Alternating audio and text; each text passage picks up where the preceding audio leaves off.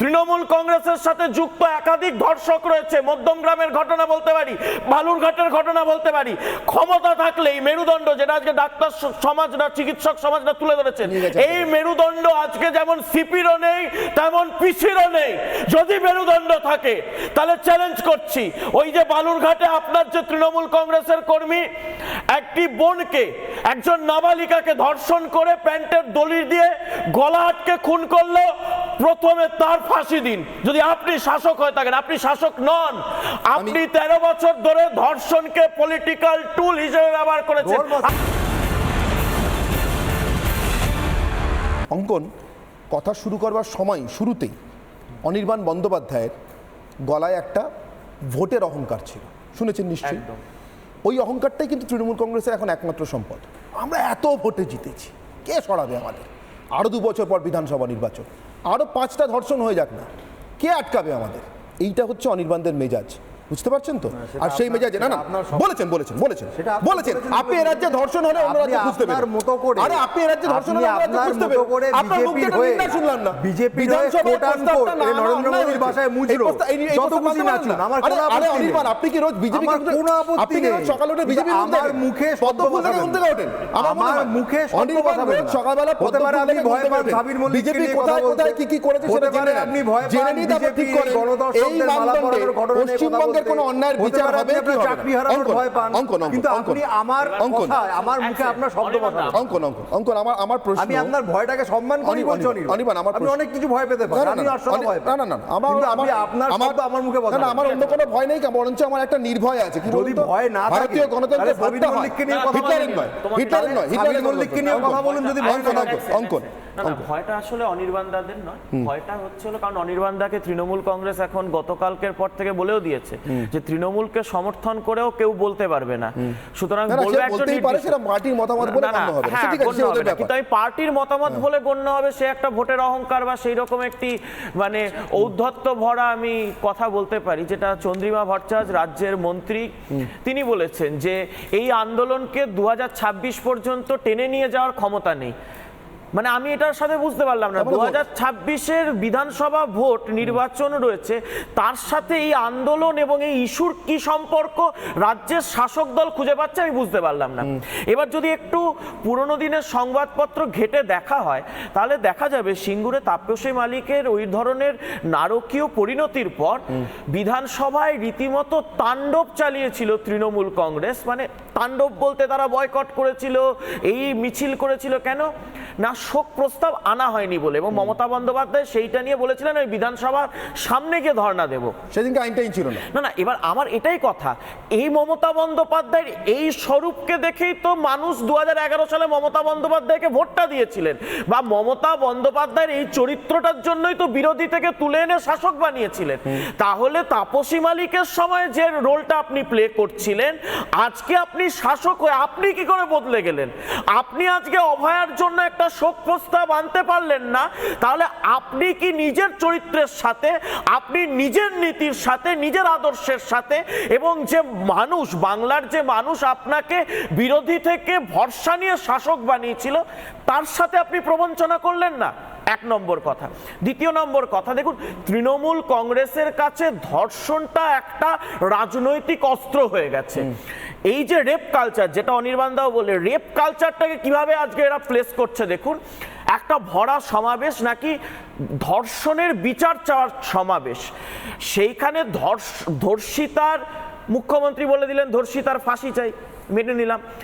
একজন মানুষ তৃণমূল কংগ্রেসের, তিনি মঞ্চ আলো করে বসে আছে মহিলা প্রতিনিধিরা, উনি বলছেন যে যারা যারা মমতা বন্দ্যোপাধ্যায়ের নীতির সমালোচনা করছে, সকালবেলায় উঠে গেট খুলে দেখবেন আপনার মা বোনের বিকৃত ছবি আপনার দরজার সামনে টানিয়ে দিয়ে আসবো, আপনি খুলতে পারবেন না।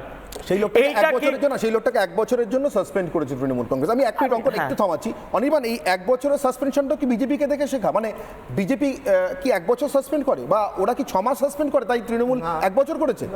না, ব্রিজভূষণ সিংকে কি করেছে? আচ্ছা, কোলে বসে ব্রিজভূষণ সিংকে দেখেছে, ওরা কোলে বসে ব্রিজভূষণ সিংকে দেখে, আমি বলিনি তারপর কোলে বসায়। আচ্ছা আমি বলিনি, গণধর্ষকদের মালা পরায়, বলে তুলনাই করতে পারবেন না। হ্যাঁ ঠিক আছে। এবার দেখুন আমার একটাই কথা হচ্ছে, আমার অনির্বাণ দাদা, এখন সমস্যাটা হচ্ছে আমার মাটি আমার মা, ইউপি বিহার হবে না, তৃণমূল কংগ্রেস দিকে দিকে স্লোগান তুলে ভোট চেয়েছিল। এইবার যাবতীয় ঘটনার তুলনা টানতে তৃণমূল কংগ্রেস না না মানে যদি আমি বলছি যে কোনো সমাজের নিকৃষ্টতম ঘটনা সেইটাকে আজকে তুলনা টেনে এই তৃণমূলকে ডিফেন্ড করতে হচ্ছে কেন? দাদা সেই জন্য আমি নিকৃষ্ট মালা পরিয়েছো গণতন্ত্রকে। এটা তো বলছি ওরা তার মানে কি তাদের মালা পরা আপনি ভণ্ডামো বলছিলেন, শব্দ ব্যবহার করছিলেন, এটা কি ভণ্ডামো বলবে? একদম ঠিক। ও এখানে বসে যেটাকে নিকৃষ্ট বলছে, অনেক ধাপে আরে ভাই আমাকে বলতে দাও, আমি কোন ধাপ কি না পারি যাই না, তুমি কোন ধাপে আছো তোমার সেটা আরে আলোচনাটাকে ঘেটো না। মালা পরিয়েছে তোমার নেতারা, শুনুন না অনির্বাণ বলছি ওরা তো মালা পরিয়েছেন, আপনার চোখে শুনুন আরে শুনুন আরে আমরা বলতে কি ওদের মালা পরানো নিয়ে এইটুকু বলেন না, আপনার চোখে কি সেটা ভয়ঙ্কর অপরাধ, ভণ্ডামি না ভয়ঙ্কর অপরাধ। তারপরে যদি ওই মালা ভণ্ডামো কিনা বলুন, শুনুন না অনির্বাণ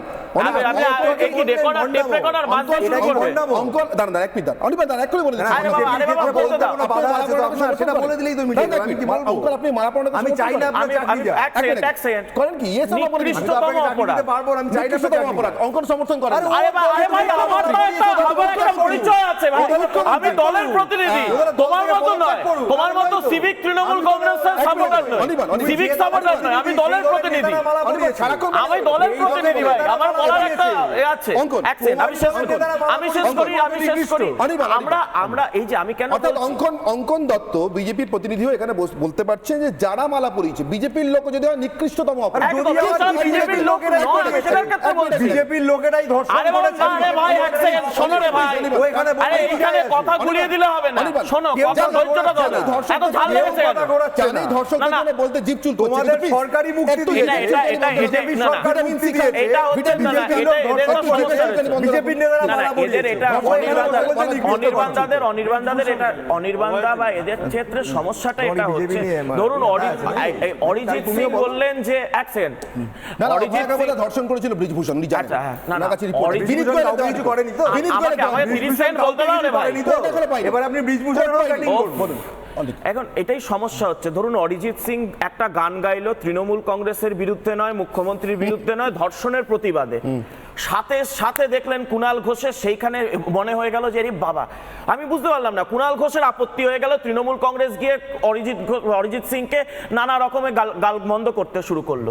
শ্রেয়া ঘোষাল বললো আমি এই ঘটনার প্রতিবাদে আমি কলকাতার একটা শো ক্যান্সেল করছি, শ্রেয়া ঘোষালও এদেরকে তৃণমূলের চোখে চক্ষুশূল হয়ে গেল, মানে ধর্ষণের বিরুদ্ধে বললে ধর্ষকদের মুক্তাঞ্চল চান। হ্যাঁ, এবার আমি এই জায়গাটা আমি জাস্ট এই জায়গাটা বলতে চাচ্ছি, ধরুন আপনি নিকৃষ্টতম উদাহরণ তুলছেন, আমি বলছি একটি নিকৃষ্টতম উদাহরণের আমি নিজে নামটা করছি যেটা অনির্বাণদা করেনি, বদলাপুর মহারাষ্ট্রের ঘটনা। আপনি বদলাপুরে যা হয়েছে নিকৃষ্টতম ঘৃণ্যতম অপরাধ, কিন্তু কিছুদিন আগে নাসিকে যখন হলো তখন 2 সপ্তাহের মধ্যে সেই দোষীকে ফাঁসি দেওয়া হলো। অন্য আইন আনতে হয়নি তো, ভারতীয় ন্যায় সংহিতা আর ভারতীয় নাগরিক সুরক্ষা সংহিতা যেটা কেন্দ্র সরকারের পক্ষ থেকে আইন রয়েছে, সেই আইনেই তো যদি ফাঁসি দেওয়া গেল 2 সপ্তাহের মধ্যে। পশ্চিমবঙ্গে আমি বলছি শুধুমাত্র আগস্ট মাসে অভয়ার সাথে এই বাংলায় আরো 39টি ধর্ষণ এবং খুনের ঘটনা ঘটেছে, সবকটা তো সিবিআই তদন্ত হচ্ছে না অনির্বাণ বাবু। তাহলে মমতা বন্দ্যোপাধ্যায় কেন 39টি ধর্ষণের ঘটনার সাথে অভিযুক্তদের 1 সপ্তাহের মধ্যে শাস্তি দিতে পারলেন না?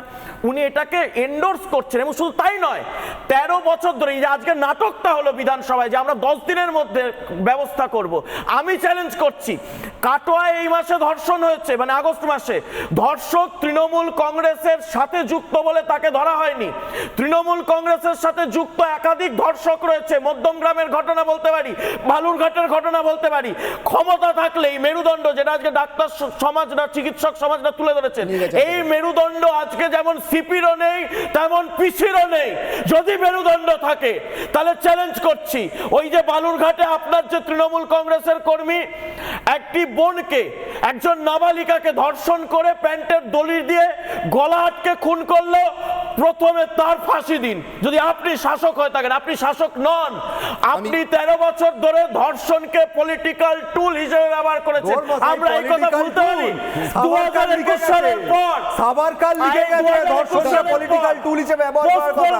আগে নিজেরা যেটা করেছো সেখানে চাপিও না। তোমরা প্রত্যেকটা জায়গায় ইউজ করেছো। ধর্ষণ থেকে শুরু করে লখনৌতে প্রত্যেকটা জায়গাতে তোমরা প্রত্যেকটা জায়গায় ধর্ষণকে তোমরা ব্যাপার হিসেবে ব্যবহার করেছো।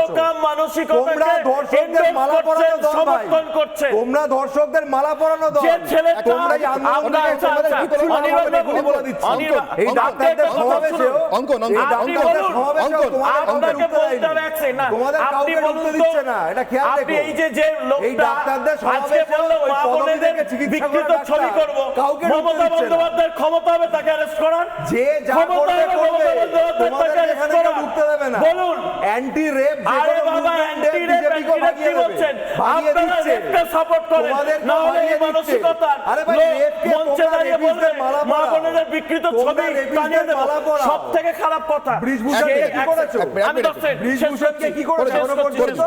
এক সেকেন্ড। এবং সবথেকে আমার খারাপ লেগেছে কালকের এই ঘটনায়, একজন মানুষ বলছেন মা বোনেদের বিকৃত ছবি টানিয়ে দেব। মঞ্চে বসে থাকা মায়েরা তৃণমূল কংগ্রেসের মাতৃশক্তি বলে আমি বলছি, তাদের উচিত ছিল এই মানুষটাকে সাথে সাথে জুতো খুলে মারার। তারা হাততালি দিচ্ছে। এরা মহিলা, এরা কারা? আপনি আপনার রাজনৈতিক সত্তার জন্য মনুষ্যত্বের সত্তাকে, নারীত্বের সত্তাকে বিসর্জন দিলেন। গেস্টাপো দীক্ষা, ওটা এসএস দীক্ষা, ওটা হিটলারের জার্মানিতে পাওয়া যায়। আপনাকে একটু ফিরে কি পড়ে নিতে হবে, ওরকম হয়।